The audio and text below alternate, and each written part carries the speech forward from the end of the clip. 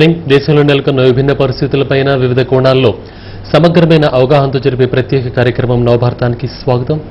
ఇక జమ్మూ కాశ్మీర్ అంశంపైన మనతో చర్చించడానికి మన స్టూడియోకి వచ్చారు సోషల్ కాజ్ సెక్రటరీ శ్రీహరి గారు. శ్రీహరి గారు నమస్కారం అండి. శ్రీహరి గారితో మాట్లాడదలుచుకున్న వాళ్ళు వెంటనే కింద స్క్రోలింగ్లో వచ్చే ఫోన్ నెంబర్లకు ఫోన్ చేసి మీరు శ్రీహరి గారితో మాట్లాడవచ్చు. శ్రీహరి గారు, అసలు ఈ జమ్మూ కాశ్మీర్ సమస్య ఏంటండి? మన భారతదేశానికి స్వతంత్రం వచ్చినప్పుడు సుమారుగా 565 పైచిలకు స్వదేశీ సంస్థానాలు ఉండేవి. అవి భారతదేశంతో కలవాలా, పాకిస్తాన్తో కలవాలా, లేక ప్రత్యేకంగా ఉండాలా అన్న విషయంలో ఈ స్వదేశీ సంస్థానాలు మొత్తం భారతదేశ భూభాగంలో ఉన్న స్వదేశీ సంస్థానం మొత్తము దేశంలో విలీనమయ్యే ప్రక్రియని అప్పటి హోంశాఖ నిర్వర్తిస్తున్నటువంటి సర్దార్ వల్లభాయ్ పటేల్ గారు చూశారు. కానీ ఒక్క కాశ్మీర్ విషయం మాత్రం, జమ్మూ కాశ్మీర్ విషయము, కాశ్మీరీ పండిట్ నేను, నా పూర్వజులు కాశ్మీరీలు కాబట్టి ఈ ఒక్క విషయాన్ని నేను చూస్తాను అని చెప్పి పండిట్ జవహర్లాల్ నెహ్రూ గారు చూశారు.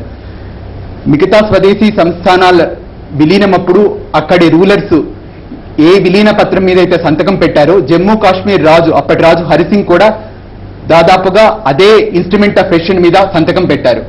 కానీ పాకిస్తాన్ ఎట్లయినా సరే అక్కడ ముస్లింలు ఆధిక్యంగా ఉన్నారు కాబట్టి ఆ రాష్ట్రాన్ని కబ్జా చేయాలని చూస్తూ ఉన్నది.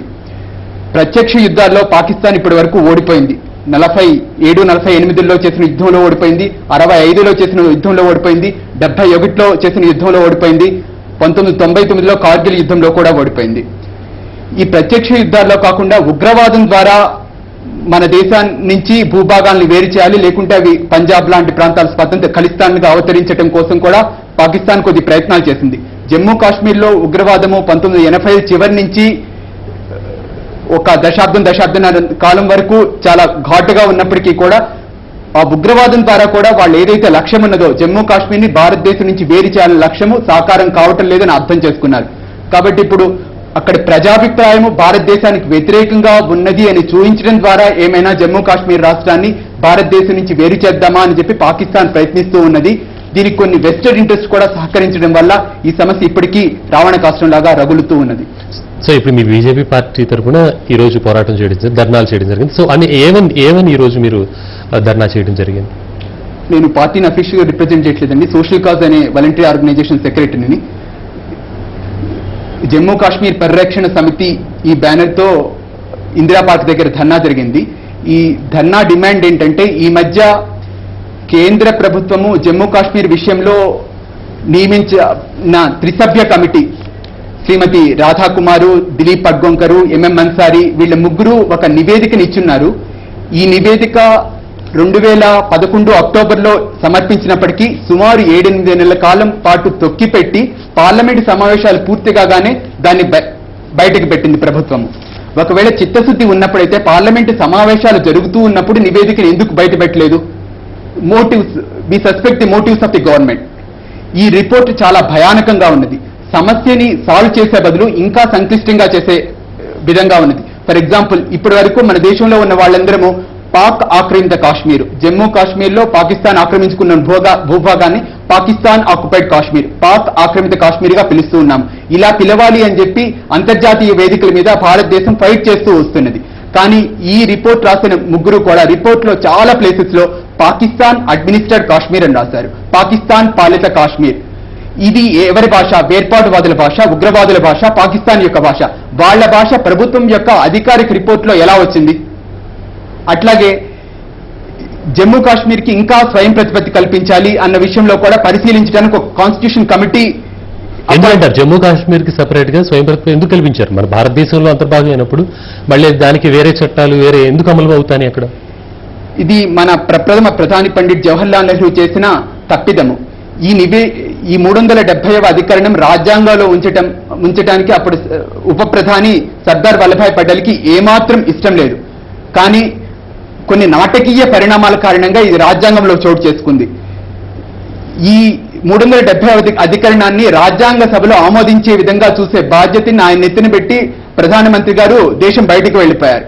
ప్రధాని దేశం లేని సమయంలో పార్టీ విధానానికి వేరుగా వెళ్లకూడదు అని కొన్ని తప్పనిసరి కారణాల వల్ల సర్దార్ వల్లభాయ్ పటేల్ ఈ అధికరణం కూడా రాజ్యాంగంలో రావటానికి ఒప్పుకున్నారు అని చెప్పి ఆయన సోదరి మణిబెన్ రాసిన ఆత్మకథలో రాశారు. సర్దార్ వల్లభాయ్ పటేల్కి ఒక కాన్ఫిడెన్స్ ఉండేది, ఒకవేళ ఈ అధికరణము స్వతంత్ర భారత ప్రజానీకానికి ఇష్టం లేకపోతే, తర్వాత వచ్చే ప్రజలకి ఇష్టం లేకపోతే గనక అవసరం అనుకున్నప్పుడు వాళ్ళు తొలగించుకుంటారు కదా అని చెప్పి. మనం ఆర్టికల్ యొక్క సబ్ టైటిల్ కూడా చూసినట్లయితే temporary provision with regard to the state of Jammu and Kashmir, తాత్కాలిక అనే పదాన్ని చాలా స్పష్టంగా వాడారు. అంటే ఎప్పుడు కావాలంటే అప్పుడు దాన్ని తీసివేయొచ్చు.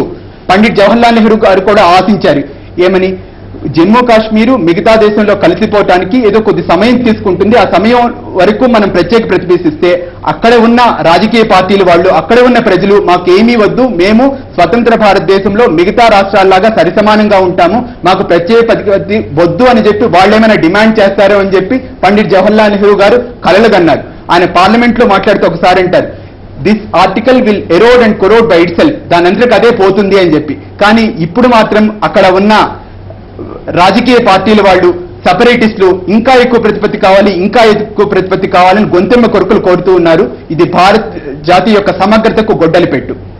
సో మరి ఇప్పుడు మీరు చెప్తున్నట్టుగా అక్కడ ప్రత్యేక అధికారాలు ఉన్నాయి, మిగతా చోట మిగతా ఇండియా అంతా ఒక గవర్నమెంట్ అండ్ ఒక రకరకాల మన గవర్నమెంట్ పాలసీలు ఏవైతే ఏం రన్ అవుతుంటే అక్కడ మాత్రం అది చెల్లదంటారు. సో ఇక్కడ వాళ్ళు వెళ్ళి అక్కడ ఆస్తులు కొనుక్కోవడానికి కూడా చెల్లదంటారు. ఎందుకంటారు భారతదేశం అంతా భారతదేశం అయినప్పుడు భారతీయులు ఎక్కడైనా కొనుక్కోవచ్చు, ఎక్కడైతే మొత్తం మిగతా ప్లేసెస్ ఎక్కడైతే ఉండొచ్చు ఎక్కడైతే కొనుక్కోవచ్చు అన్నప్పుడు అక్కడ మాత్రం ఎందుకు కొనుక్కోవడానికి వీల్లేదు అసలు? అదే మేము ప్రశ్నిస్తూ ఉన్నాము. రాజ్యాంగంలో 19వ ఆర్టికల్లో చెప్పినట్లు right to move and settle in anywhere throughout the territory of India, దేశంలో ఎక్కడైనా ఉండటానికి నివసించడానికి ఆస్తులు కొనుక్కోవడానికి భారత పౌరులందరికీ అధికారం ఉండాలి. కానీ విచిత్రం ఏంటంటే ఒక భారతీయుడికి, సగటు భారతీయుడికి అమెరికాలో ఆస్తి కొనుక్కోవాలన్నా తేలికే, ఇంగ్లాండ్లో ఆస్తి కొనుక్కోవాలన్నా తేలికే, కానీ భారతదేశం యొక్క అవిభాజ్య అంతర్భాగంగా మనం చెప్తూ ఉన్నటువంటి జమ్మూ కాశ్మీర్ రాష్ట్రంలో ఆస్తులు కొనుక్కోవటం దాదాపు అసాధ్యము. ఒక రాష్ట్రపతి కావచ్చు, ప్రధానమంత్రి కావచ్చు, ఒక చదరపు అడుగు స్థలం కూడా జమ్మూ కాశ్మీర్ రాష్ట్రంలో కొనకుండా చేశారు. దీనికి కారణం ఏంటంటే 370వ అధికరణము భారతదేశంలో మిగతా దేశానికిను జమ్మూ కాశ్మీర్ రాష్ట్రానికి ఒక అడ్డుగోడలాగా నిలుస్తూ ఉన్నది. ఈ ప్రత్యేక ప్రతిపత్తిని కల్పిస్తున్నటువంటి తాత్కాలిక అధికరణమైన 370వ అధికరణాన్ని తక్షణం రద్దు చేస్తే గానీ ఈ సమస్యకు పరిష్కారం ఉండదు. ప్రభుత్వాలు ఆ విధంగా అసలు ఎక్కడన్నా మూవ్మెంట్ తీసుకొచ్చినట్టు మనకు కనిపిస్తుందా? ఆ ఫైల్స్ కదిలిపినట్టుగా రాజకీయ తెగువ మన ప్రభుత్వాలకి లోపించింది. 370వ అధికరణాన్ని రద్దు చేయాలి అని కోరితే వీళ్ళేదో లౌకికవాదులు కాదు, ఇదేదో వీళ్ళు మతతత్వవాదులను ముద్ర వేయడానికి ప్రయత్నిస్తున్నారు. రాజ్యాంగంలో 44వ అధికరణం చెప్తుందండి, దేశం మొత్తానికి కూడా ఒకే పౌర చట్టం తీసుకురావటానికి, ఉమ్మడి పౌర చట్టం తీసుకురావటానికి ప్రభుత్వం కృషి చేయాలి. ఉమ్మడి పౌర చట్టం రావాలని తప్పనిసరిగా ప్రభుత్వం చేయవలసిన పని, అది మాత్రం మేము చేయమంటారు. దీని పర్యవసానంగా ఏంటి? ఈ ప్రశ్నకు సమాధానం చెప్పడానికి న్యాయశాస్త్ర కోవిదులు కావాల్సిన జనసామాన్యం చెప్పగలుగుతారు. 4 భార్యలు ఉన్నటువంటి జడ్జి రెండో పెళ్లి చేసుకున్న ముద్దాయికి శిక్ష విధించే అధికారం కలిగి ఉండొచ్చా, ఉండకూడదా అంటే ఉండకూడదు, అలా ఉండటం న్యాయం కాదు అని చెప్తారు.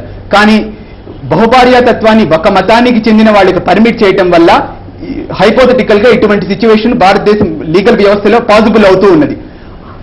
చేయాలి అని చెప్పిన రాజ్యాంగం చేయాలి అని నిర్దేశిస్తున్నటువంటి పనులు చేయటానికి ప్రభుత్వానికి రాజకీయ తెగువ కమిట్మెంట్ లేదు.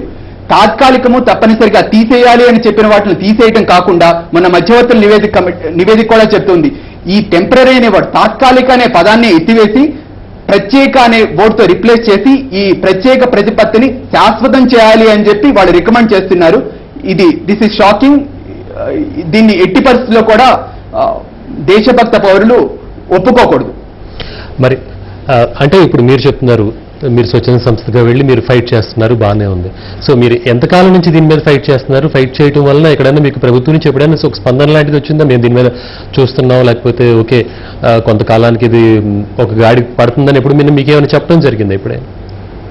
ప్రభుత్వం వైపు నుంచి అటువంటి పాజిటివ్ సిగ్నల్స్ రాలేదు. మన రాష్ట్రంలో రాజధాని హైదరాబాద్లో సుమారు 100కు పైగా కాశ్మీరీ పండిట్ల ఫ్యామిలీలు ఉన్నారు. కాందిసీకులుగా స్వదేశంలోనే వాళ్ళ జీవనాన్ని వెళ్లబుచ్చుతున్నారు. వాళ్ళని మీరు పలకరించినట్లయితే ఎప్పటికైనా కానీ కాశ్మీరు లోయలో పరిస్థితులు అనుకూలిస్తే తప్పనిసరిగా అక్కడికి తిరిగి వెళ్లి సెటిల్ కావాలనే కోరిక వాళ్ళకి చాలా బలంగా ఉన్నది. వాళ్లతో కూడా కలిసి పనిచేస్తూ ఉన్నాము. అంటే వాళ్ళు ఇక్కడికి వచ్చి సెటిల్ అవడానికి కారణం ఏంటంటారు? మరి ఉగ్రవాదం కారణంగా వాళ్ళు తప్పనిసరి పరిస్థితుల్లో, మతం కారణంగా వాళ్ళు ముస్లిమేతరులు అన్న ఒక్క కారణం చేత వాళ్ళని ఊచకోత కోస్తూ వాళ్ళ మహిళల పైన రకరకాల అత్యాచారాలు చేస్తూ భారతీయ కుక్కల్లారా గో బ్యాక్ అంటూ వాళ్ళ ఇళ్ల మీద నినాదాలు రాస్తూ వార్నింగ్లు ఇస్తూ మహిళల మీద చెప్పుకోలేనటువంటి అత్యాచారాలకు ఉగ్రవాదులు పాల్పడటం వల్ల తప్పనిసరి పరిస్థితుల్లో వాళ్ళు వాళ్ళ స్వస్థలాల నుంచి వదిలేసి స్వదేశంలోని ప్రభుత్వం కానీ మన కేంద్ర ప్రభుత్వం కానీ ఇట్లాంటి విషయాలు జరిగినప్పుడు జోక్యం చేసుకున్నట్టు మనకి ఎక్కడన్నా కనిపిస్తుందంటారా? ఇలాంటి అణచివేయటంలో ప్రభుత్వం ఎక్కడన్నా ఒక చర్య తీసుకుందా ఎప్పుడైనా కానీ ఇలాంటి సంఘటనలు జరిగినప్పుడు? 5 లక్షలకు పైగా కాశ్మీరీ పండిట్లు స్వదేశంలో శరణార్థులుగా ఉన్నారు. వాళ్ళు తిరిగి వెళ్లే పరిస్థితులు కల్పించడంలో ఇప్పటి వరకు భారత ప్రభుత్వం సంపూర్ణంగా విఫలమైంది. ఇలా వాళ్ళు తిరిగి వెళ్లకుండా చూడటంలో కూడా జమ్మూ కాశ్మీర్ రాష్ట్ర ప్రభుత్వానికి వెస్టెడ్ ఇంట్రెస్ట్ ఉన్నట్లుగా కనిపిస్తోంది. సో మరి మీరు చూసుకుంటే చాలా మంది కాశ్మీర్ పండితులు కూడా అక్కడి నుంచి వచ్చేసారు. మీరు అంటున్నారు ఏంటంటే కనుక మొత్తం భారతదేశం అంతా కూడా ఒకే చట్టం అమలు అవ్వాలి అని అంటున్నారు. అవునండి. సో కానీ మీరు చెప్పినట్టు ఇప్పుడు నెహ్రూ గారి చాలా సంవత్సరాల క్రితం అప్పుడు మన రాజ్యాంగం రాసింది కూడా, కానీ ఇప్పుడు దాన్ని మార్పులు చేర్పులు చేసే అవకాశం ఉంది కదా. సో మరి ఇప్పుడు వస్తున్న ప్రభుత్వాలు ఎందుకు మార్పులు చేర్పులు చేయట్లేదంటారు? కారణం ఏంటంటారు? ఈ దేశం యొక్క ప్రాదేశిక సమగ్రత పట్ల, ఈ దేశం యొక్క సమైక్యత పట్ల ప్రభుత్వాలకి ఎంత నిష్ట ఉన్నది అన్నదే ప్రశ్నార్థకం. జమ్మూ కాశ్మీర్ లో పాకిస్తాన్ ఆక్యుపైడ్ కాశ్మీర్ని వేరే దేశంలో భాగంగా ఏదైనా మ్యాపుల్లో చూపించినప్పుడు చాలా గొడవ చేస్తూ ఉంటాం. అరుణాచల్ ప్రదేశ్ పాకిస్తాన్ చైనా భూభాగంగా మ్యాపుల్లో చూస్తే ప్రభుత్వం గొడవ చేస్తూ ఉంటుంది. కానీ ప్రభుత్వం అపాయింట్ చేసినటువంటి మధ్యవర్తులే ఇటువంటి భయానకమైన రిపోర్ట్ ఇస్తే దాన్ని మేము వ్యతిరేకిస్తున్నాము, తిరస్కరిస్తున్నాము, ప్రభుత్వం తక్షణంగా ఎందుకు చెప్పడం లేదు? ఆ నివేదికలో ఇంకా ఎట్లా చెప్పారంటే భారత పార్లమెంటు ఈ నుంచి రక్షణ తదితర అంశాల మీద తప్పిస్తే జమ్మూ కాశ్మీర్ వర్తించే విధంగా చట్టాలనే చేయకూడదట. అంటే భారత సార్వభౌమాధికారాన్ని ధిక్కరించే విధంగా మధ్యవర్తులు మాట్లాడుతూ ఉంటే హోంమంత్రి ఎందుకు నోరు మెదపరు? ఓకే అండి, మీతో మాట్లాడటానికి కాలర్ ఉన్నారండి. హలో హలో హలో అండి. ఓకే, లైన్ డిస్కనెక్ట్ అయింది. శ్రీహరి గారు మీరు చెప్తున్నట్టు రకరకాల అంశాలు ఇందులో ప్రాధాన్యత ఉన్నట్టుగా మనకు కనిపిస్తోంది. సో అక్కడ ఉన్నటువంటి మంత్రులు కానీ చీఫ్ మినిస్టర్లు కానీ జమ్మూ కాశ్మీర్కి పనిచేసినటువంటి వాళ్ళు కూడా అంటే అక్కడ ఉన్నటువంటి వాళ్ళు దానికే లోబడిపోయి ఉన్నారంటారా, లేకపోతే కనుక మొత్తం ఇండియాలో కలిపేయాలి, ఇండియాలో ఎలాగైతే ఉంటుందో భారతదేశం మొత్తంలో జమ్మూ కాశ్మీర్ కాకుండా ఎక్సెప్ట్ అంతా కూడా ఆ చట్టాన్ని అక్కడ కూడా అమలు చేయాలి అనేటువంటిది అక్కడ ఉన్నటువంటి రాజకీయ నేతలకు ఉందంటారు లేదా? ఇక్కడ పోనీ కేంద్ర ప్రభుత్వానికి వదిలేసేయండి, అక్కడ ఉన్నటువంటి రాష్ట్ర ప్రభుత్వాలకి ఏమైనా ఉందా లేదా అసలు ఇప్పుడు వరకు? ప్రత్యేక ప్రతిపత్తి ఉండటం వల్ల ఫర్ ఎగ్జాంపుల్ ఈ లోక్పాల్ లాంటి వ్యవస్థలు అక్కడ తీసుకురాలేరు. ఇప్పుడు అక్కడ కాశ్మీర్ లోయలో సర్పంచ్లు వీళ్ళందరూ కూడా ఒక పెద్ద ఉద్యమం చేస్తూ ఉన్నారండి. రాజ్యాంగంలో వచ్చినటువంటి 73, 74వ అధికరణాన్ని జమ్మూ కాశ్మీర్ రాష్ట్రానికి కూడా వర్తించాలి, లోకల్ బాడీస్ కి స్వయం ప్రతిపత్తి కల్పించాలి, డైరెక్ట్ సెంట్రల్ ఫండింగ్ ఉండాలి అని చెప్పి అక్కడ లోకల్ పొలిటీషియన్స్ స్మాల్ లెవెల్లో వాళ్ళు డిమాండ్ చేస్తున్నారు. కానీ ఈ టాప్ లెవెల్ లీడర్షిప్ కి ఇట్లా భారతదేశం నుంచి కొంచెం వేరుగా ప్రత్యేకంగా ఉంటే వెస్టెడ్ ఇంట్రెస్ట్ వాళ్ళు లార్జ్ స్కేల్ కరప్షన్ లో ఇండల్జ్ అవుతున్నారు. దాన్ని ప్రభుత్వం రెడీగా క్వశ్చన్ చేయటం లేదు. అడ్మినిస్ట్రేటివ్ షీర్ ఇన్ఎఫిషియన్సీ ఉన్నది. ఓకే అండి, మేము డిస్కషన్ కొనసాగించి మీతో మాట్లాడటానికి కాలర్ ఉన్నారండి. సికిందర్ గారు, శ్రీహరి గారితో మాట్లాడండి. హలో చెప్పండి. హలో సార్, మీరు కాశ్మీరీ పండిట్ల సమస్య మీద ప్రత్యేకంగా పనిచేస్తున్నారా? అలాగే ఏమైతే ఇండియన్ మిలిటరీ ద్వారా అణచివేయబడుతున్న కాశ్మీరీ మహిళల గురించి కూడా పనిచేస్తున్నారా?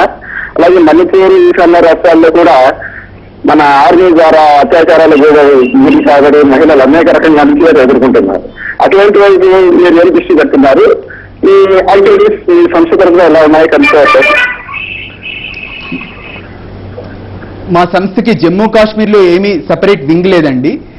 ఈ భారతదేశం యొక్క సైనికుల ద్వారా అక్కడ కాశ్మీరీ మహిళలు అత్యాచారాలకు గురి కాబడుతున్నారు అని చెప్పి ఒక వర్షన్ ఉన్నది.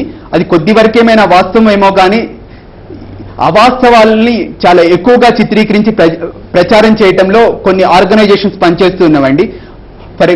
ఆర్మీ చేయనటువంటి పనులు కూడా వాళ్ళ మీద నెపం చూసి ఇండియన్ ఆర్మీ ఇక్కడి నుంచి వెళ్లిపోతే ఈ రోజు జమ్మూ కాశ్మీర్ భారతదేశంలో అంతర్భాగం కలిసి ఉన్నది అంటే గనక అక్కడ మన జవాన్లు చేస్తున్న త్యాగాలు, వాళ్ళు 24 గంటలు కూడా బోర్డర్లను కాపాడుతున్న తీరు, అక్కడ ఉగ్రవాదులను ఎదుర్కొంటూ వాళ్ళ ప్రాణాలొడ్డి పోరాటము, ఇదన్నీ కారణము. వాళ్ళ త్యాగాలను ఏమాత్రం గుర్తించకుండా కొన్ని చిన్న చిన్న సంఘటనలు అక్కడక్కడ జరిగితే ఆ అత్యాచారాలను మాత్రం భూతద్దంలో చూసి వాటిని మాత్రమే ప్రచారం చేయటం మాత్రం ఎంత మాత్రం సబబు కాదు. ఎవరైనా ఆర్మీలో ఉన్న వాళ్ళు అత్యాచారాలకు స్త్రీలను ఎవరైనా గురి చేసినా ఏమైనా ఇల్లీగల్ థింగ్స్ చేస్తుంటే వాళ్ళని తప్పనిసరిగా పనిష్ చేయాలి. కానీ ఆర్మీ మొత్తము ఇలా కంకణం కట్టుకుని చేస్తుంది అంటే మాత్రం ఏమాత్రం వాస్తవం కాదు. ఓకే, మీతో మాట్లాడడానికి మరో కాల్ ఉన్నారండి. రాజశేఖర రెడ్డి గారు శ్రీహరి గారితో మాట్లాడండి. నమస్కారం అండి. ఇప్పుడు జమ్మూ కాశ్మీర్ లో సార్ కాశ్మీరీ పండిట్స్ మీద ఇంత హరాస్మెంట్ జరుగుతుంటే ఎవరు మాట్లాడట్లేదు. అవునండి. రెండోది ఏంటంటే ఆడ ఏ చిన్న ఇన్సిడెంట్ ఒక ఎన్కౌంటర్ జరిగితే దాన్ని పెద్ద ఈ కుహానా లౌకికవాదులు సోకాల్ సెక్యులరిస్టులు వీళ్ళంతా ఏం చేస్తారంటే పౌర హక్కుల నాయకులు దాన్ని ఒక పెద్ద ఇష్యూ చేసేసి ఆడేదో జరిగిపోతుంది అనే విధంగా. మరి కాశ్మీరీ పండిట్ల గురించి సెక్యులరిస్టులు కానీ సోకాల్డ్ వీళ్ళు కమ్యూనిస్టులు కానీ లౌకికవాదులు అని చెప్పుకునే వీళ్ళు కానీ ఎందుకు మాట్లాడలేదు అనేది ఒక ఫస్ట్. ఇంకోటి ఎక్కడ ముస్లింల మీద కానీ ఇంకోళ్ళ మీద కానీ ఏ చిన్న ఇన్సిడెంట్ జరిగినా కూడా దాన్ని పెద్ద హైలైట్ చేసేసి దానికి ఇంత జరిగింది అంత జరిగిందని ఈ 24 గంటలు ఈ అరిచే కమ్యూనిస్టులు కానీ దాని గురించి అసలు ఒక మాట కూడా మాట్లాడలేదు. అవునండి. ఇంకోటి ఈ పొద్దు రేపు మన దురదృష్టవశాత్తు మన ఇండియాలో ఏంటంటే ఒక బీజేపీ ఒక కాంగ్రెస్ పార్టీ రెండే పార్టీలు అయిపోయినాయి. కాంగ్రెస్ పార్టీ తప్పు చేసినా కూడా బీజేపీ మతతత్వ పార్టీ అనే ముద్ర వేసి దాని పక్క పేరు రావట్లేదు. ఇప్పుడు ఈ రోజు హైదరాబాద్ లో చూస్తే ఎంఐఎం మతతత్వ పార్టీ అయినా కూడా కాంగ్రెస్ దాంతో దండగాగుతుంది. అయినా కూడా వాళ్ళు అది మతతత్వం కాదన్నారు. ఇప్పుడు బీజేపీతో మాట్లాడితే మట్టుకు అది మతతత్వం అంటారు. ఇది ఎంతవరకు సమంజసం? ఈ రకంగా ఇది సెక్యులర్ కంట్రీ అయినప్పుడు కాశ్మీర్ ను ఒక లెక్కన మేరే పార్ట్ అంతా ఒక లెక్కన ఎట్లా క్యాల్కులేట్ చేయగలుగుతారు? దీన్ని ఎట్లా మారవాలి? ఈ కుహానా లౌకికవాదులు సో కాల్డ్ సెక్యులరిస్టులను వీళ్ళని ఏ రకంగా నిలదీయాలనేది నా క్వశ్చన్. ఇది దీని మీద ఎందుకంటే ఇప్పుడు ఎవరు ఈ పొద్దు రేపు సెక్యులరిజం అనేది ఒక ఫ్యాషన్ అయిపోయింది చెప్పుకుంటాను. నేను సెక్యులరిస్ట్ ను, నేను ఉద్ధరిస్తున్న మైనారిటీలు. ఇంకోటి మైనారిటీస్ అంటే ముస్లిం మైనారిటీస్ అంటే జైన్లు, సిక్కులు, వాళ్ళు వీళ్ళు అందరూ ఉన్నారు. కాశ్మీర్ లో వీళ్ళు కూడా మైనారిటీలే. ఆ మైనారిటీ చట్టాలు వాళ్ళకి ఎందుకు వర్తించవు కాశ్మీర్ లో? అంటే వాళ్ళు మెజార్టీ హిందువులు ఇండియాలో ఉన్నారు కాబట్టి మైనారిటీ చట్టాలు జమ్మూ కాశ్మీర్ వర్తించవు వాళ్ళకు. ఇన్ని రకాల ఇప్పుడు జనాలలో ఎట్లుందంటే ఇది గవర్నమెంట్ పట్టించుకున్నంత కాలము ఇది చాలా ఉధృతం అయిపోయి చాలా పీక్ స్టేజ్కి వెళ్ళిపోతుంది అన్నమాట. దీన్ని ఖచ్చితంగా ఖండించి మీలాంటి వాళ్ళు దీన్ని అంటే పబ్లిక్ తీసుకురావాల్సిన అవసరం చాలా ఉన్నది. ఈ సో కాల్ సెక్యులరిస్ట్ లో పేరు చెప్పుకొని సెక్యులరిజం పేరు మీద బతుకు వెళ్ళ తీసుకునే ఇటువంటి దొంగలను మనం ఎట్టి పరిస్థితుల్లో ఎలిమినేట్ చేయాలండి. అవునండి, మీతో నేను ఏకీభవిస్తాను. భారతదేశంలో ప్రస్తుతము ఏ సెక్యులరిజం అయితే ఫాలో అవుతున్నారో అది పెక్యులరిజం గా మారిపోయింది. అసలు జమ్మూ కాశ్మీర్ రాష్ట్రం ఈ సమస్యని మతతత్వ కోణంతో చూడటానికి ఏమాత్రం ఆస్కారం లేదు. భారతదేశంతో కలిసి ఉండటానికి ఎవరైతే వ్యతిరేకిస్తున్నారో వాళ్ళందరినీ దేశద్రోహులుగా చూడాలి కానీ వాళ్ళని మచ్చగి చేసుకుందాము, సంతుష్టీకరిద్దాము, వాళ్ళు అడిగిన కొద్దిగా కొద్దిగా తీరుస్తూ పోదాము, ఈ దృక్పథం ఎంత మాత్రమూ సరికాదు. Re-establishment of secularism and equality in Jammu Kashmir will only be the solution for the issue. Okay అండి, నవభారతం కార్యక్రమంలో ఇప్పుడు ఒక షార్ట్ బ్రేక్ తీసుకుందాం. చూస్తూనే ఉండండి TV1.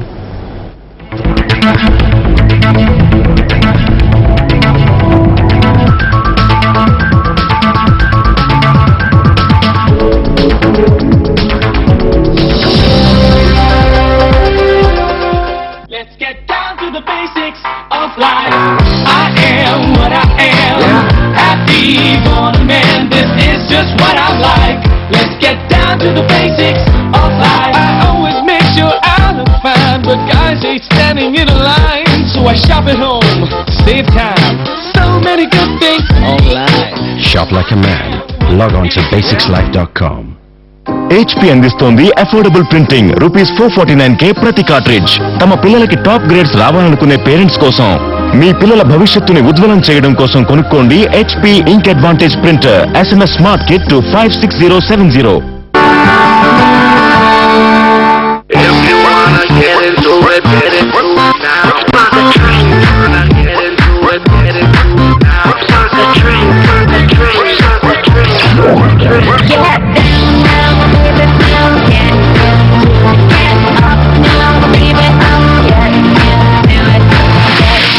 Do it. Spark a trend. Spark a trend. Spark a trend. Vibe. Somni.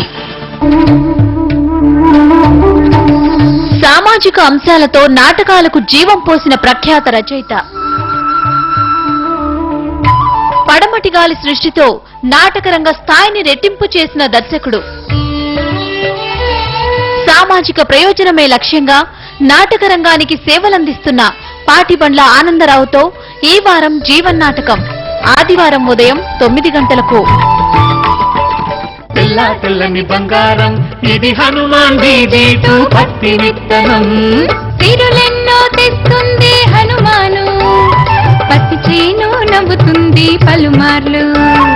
తెల్ల తెల్లని బంగారం ఇది అధిక లాభాలకు నాంది సత్య సీడ్స్ వారి హనుమాన్ బీజీ2 పత్తి విత్తనం. ప్రపంచంలోనే ప్రఖ్యాతిగాంచిన మలబార్ గోల్డెన్ డైమండ్స్ యొక్క 68వ షోరూమ్ కర్నూలులో జూలై 8 నుండి ప్రారంభం. మీ జీవితంలో అపురూప ఘడియలు సంబరాలతో అంబరాన్నంటాయి మలబార్ గోల్డెన్ డైమండ్స్ తో. Malabar golden diamonds, celebrate the beauty of life.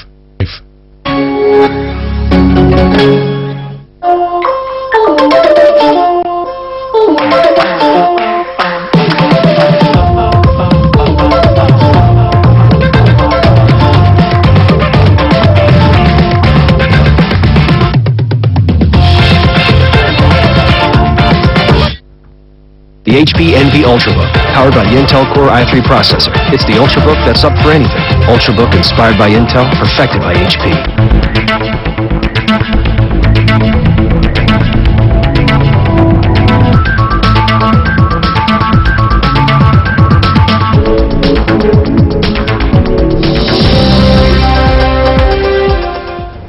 నవభారతం కార్యక్రమానికి తిరిగి స్వాగతం. శ్రీహరి గారు, ఇప్పుడు అక్కడ ఉన్నటువంటి జమ్మూ కాశ్మీర్లో ఉన్నటువంటి ప్రజలు, మరి అక్కడ ఉన్నటువంటి ప్రజలు ఏమని కోరుతున్నారు? జమ్మూ కాశ్మీర్ రాష్ట్రంలో 3 ప్రాంతాలు ఉన్నట్లుగా మనం చూడొచ్చండి. ఒకటి జమ్మూ ప్రాంతము, ఒకటి లడక్ ప్రాంతము, ఒకటి కాశ్మీర్ లోయ ప్రాంతము. జమ్మూలో కానీ లడఖ్లో కానీ భారతదేశ సార్వభౌమాధికారానికి విఘాతం కలిగించే అంశాలు ఏమాత్రం లేవు. అక్కడి ప్రజలు సంపూర్ణంగా భారతదేశంతో విలీనం కావాలని, 370వ అధికరణం లాంటి తాత్కాలిక అడ్డుగోడలు తక్షణం తొలగిపోవాలని కోరుకుంటున్నారు. అయితే కాశ్మీర్ లోయలో కొద్ది మంది మాత్రము భారతదేశం నుంచి వేరుపడితే బాగుంటుందా, పాకిస్తాన్తో కలిస్తే బాగుంటుందా, అటువంటి ఆలోచనలు చేస్తున్నారు. అయితే ఒక రోగికి రోగం కుదిర్చే ముందు ఇష్టం లేకపోయినప్పటికీ కూడా అతనికి బలవంతంగా అతని రోగం కుదిర్చడం కోసం అది ఇచ్చి తీరాలి. అట్లాగే 370వ అధికరణం తొలగించడం అనేది ఈ జమ్మూ కాశ్మీర్ సమస్యకు మందు లాంటిది. వాళ్ళు కోరుకున్నప్పటికీ కోరుకోనప్పటికీ కూడా ఈ అధికరణాన్ని తొలగించడం ఒక్కటే సమస్యకు శాశ్వత పరిష్కారం. అంటే లోయలో ఎందుకంటారు? లోయలో ఎక్కువగా కోరుకోకపోవడానికి కారణం ఏంటంటారు? అక్కడ ప్రత్యేకంగా వేరే దేశంగా ఉండాలనో లేకపోతే ఇంకో దేశంలో కలవాలని కోరుకోవడానికి కారణం ఏంటి? అక్కడ ఎందుకు వాళ్ళు అలా అడుగుతున్నారంటారు? మేము వేరుగా ఉంటాము అని ఎవరైతే బయటకు మాట్లాడుతూ ఉన్నారో వాళ్ళకి మచ్చిక చేసుకోవడానికి ప్రభుత్వం దూతలు పంపించము, వాళ్ళకి రాయితీలు పంపించము, ఇటువంటివి చేస్తున్నారు. అట్లాగే మేము వేరు పడతామని ప్రచారం చేస్తూ పనిచేస్తూ ఉంటే వాళ్ళకి పాకిస్తాన్ నుంచి పెద్ద మొత్తంలో డబ్బులు అందుతూ ఉన్నవి.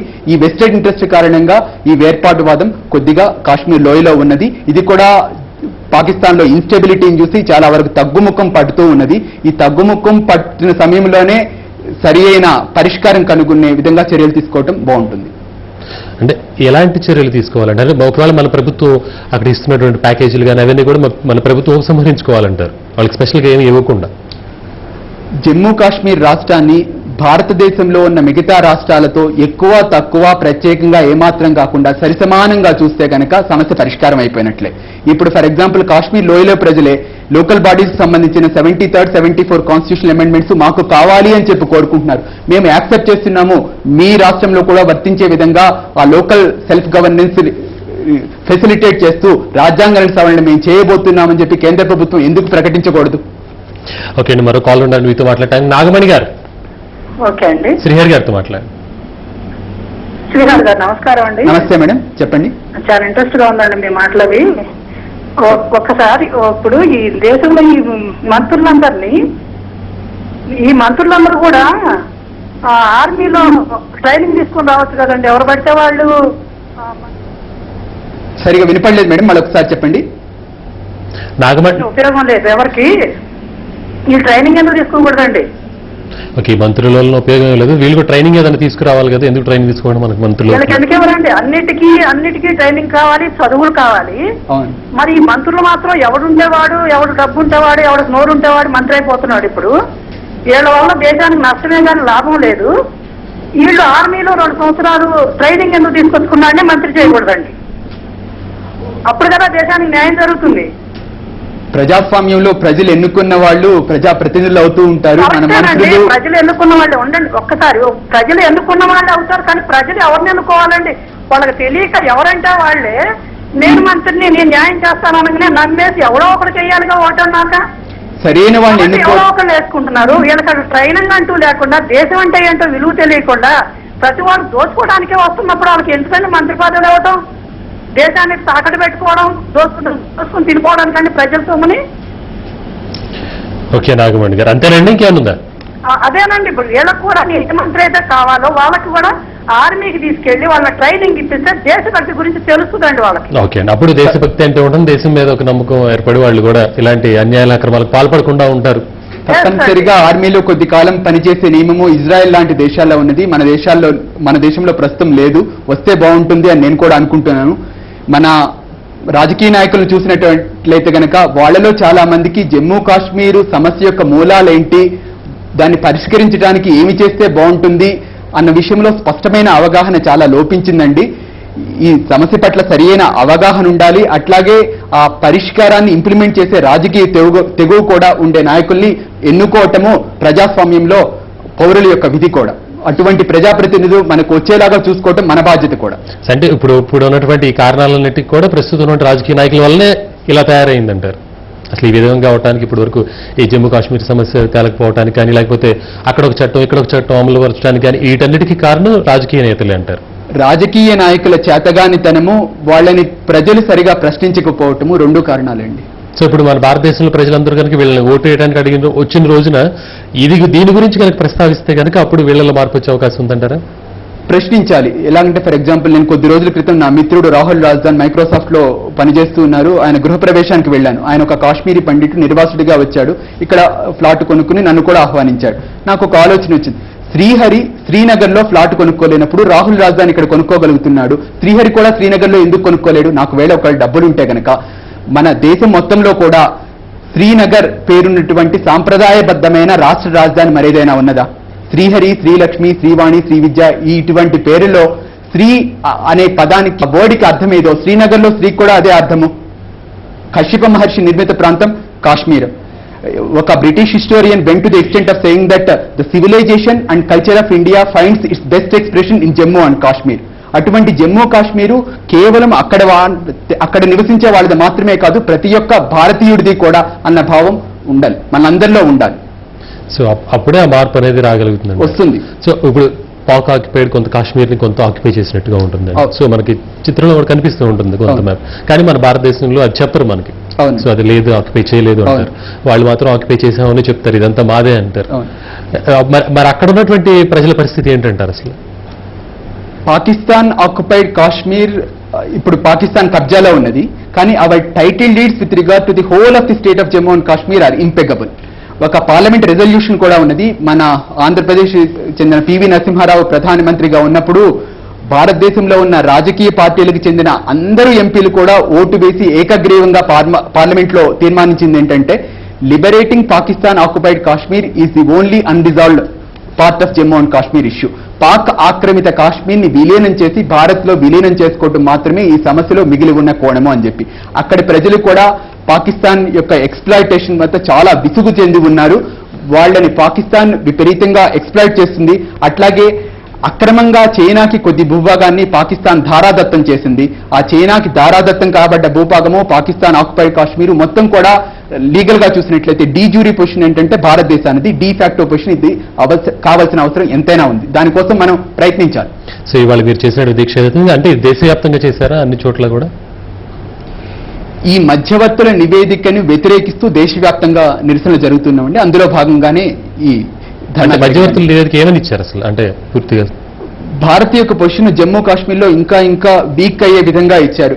ఫర్ ఎగ్జాంపుల్ మిగతా రాష్ట్రాల్లో all India cadre IAS IPS ఆఫీసర్లు ఇట్లాంటి వాళ్ళు 66% ఉంటారు. ఇప్పుడు జమ్మూ కాశ్మీర్లో కేవలం 50% ఉన్నారు. దీన్ని ఇంకా తగ్గించాలని, పార్లమెంట్ నుంచి జమ్మూ కాశ్మీర్కి చట్టాలు చేయకూడదని, 1953 కంటే ముందు పరిస్థితికి వెళ్లే అవకాశాలను పరిశీలించడానికి ఒక కమిటీ ఉండాలని చెప్పి 1953 నుంచి ఇప్పటి వరకు పార్లమెంటు జమ్మూ కాశ్మీర్కి చేసిన చట్టాలు మొత్తము పునఃసమీక్షించాలని, రాష్ట్రానికి ఎవరు గవర్నర్ గా ఉండాలి అనేది అక్కడ ప్రభుత్వం రికమెండ్ చేస్తే అందులో వాళ్ళని మాత్రమే రాష్ట్రపతి గవర్నర్గా అపాయింట్ చేయాలని ఇటువంటి భయానకమైన సూచనలు చాలా ఉన్నవి.